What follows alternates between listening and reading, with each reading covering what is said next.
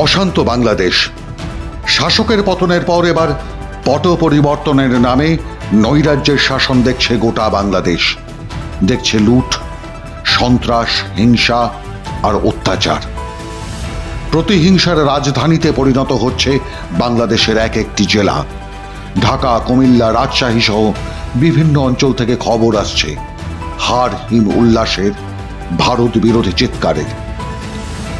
শান্তি আসেনি বাংলাদেশে।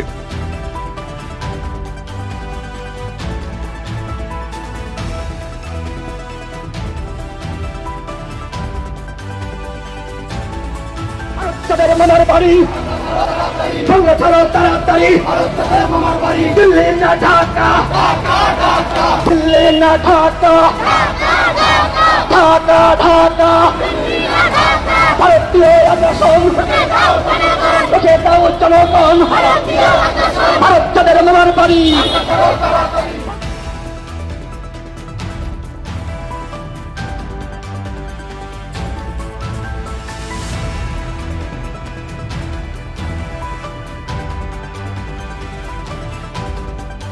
এর মধ্যেই চিকিৎসার কারণে নিয়ম নীতি মেনে হাজারো বাংলাদেশি মানুষ প্রতিদিন আসছেন বাংলার বিভিন্ন সীমান্ত দিয়ে। সাধারণের যাতায়াত আপাতত বন্ধ থাকলেও চিকিৎসার প্রয়োজনে ভারতে আসা বাংলাদেশি স্রোতকে এখনো আটকায়নি ভারত।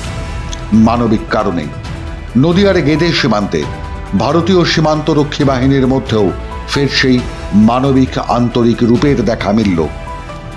মৈত্রী এক্সপ্রেসের যাতায়াত আপাতত স্থগিত।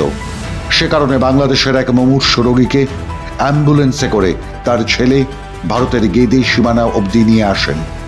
পাসপোর্ট ভিসা পরীক্ষা শেষে ভারতের সীমান্তরক্ষী বাহিনী বিএসএফ সেই মুমূর্ষু রোগীকে উন্নততর চিকিৎসার জন্য বেঙ্গালুরু পৌঁছানোর ব্যবস্থা করল।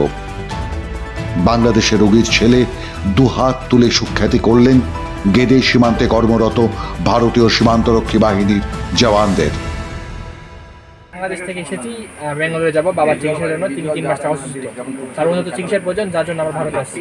বলছি বাংলাদেশে তো এখন অগ্নিগর্ভ অবস্থা, কি করে নিয়ে এলে? আমরা অ্যাম্বুলেন্স করে নিয়ে আসছি। এখন আজকে আপাতত স্বাভাবিক আছে, সবকিছু চলাচল করতেছে, যানবাহন, দেশের অবস্থা এখন স্বাভাবিক। কোথায় নিয়ে যাবা চিকিৎসা করাতে? বেঙ্গালুরুতে। বাংলাদেশ জন্মের পর থেকেই নবীন রাষ্ট্রের পাশে ছিল ভারত। পাক রাজাকার মার্কিনী ফৌজ রণতরীর রক্তচক্ষুকে বীরের মতো রুখে দিয়েছিলেন ৭১-এর ভারতীয় ফৌজ। খোদ কলকাতায় প্রথম তৈরি হয়েছিল স্বাধীন বাংলাদেশের ঘোষণাপত্র।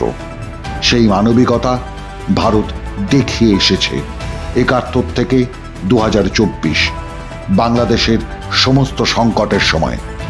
আজও তার ব্যতিক্রম হচ্ছে না। ভারত বরং বারবার প্রমাণ করছে সবার ওপর মানুষ সত্য।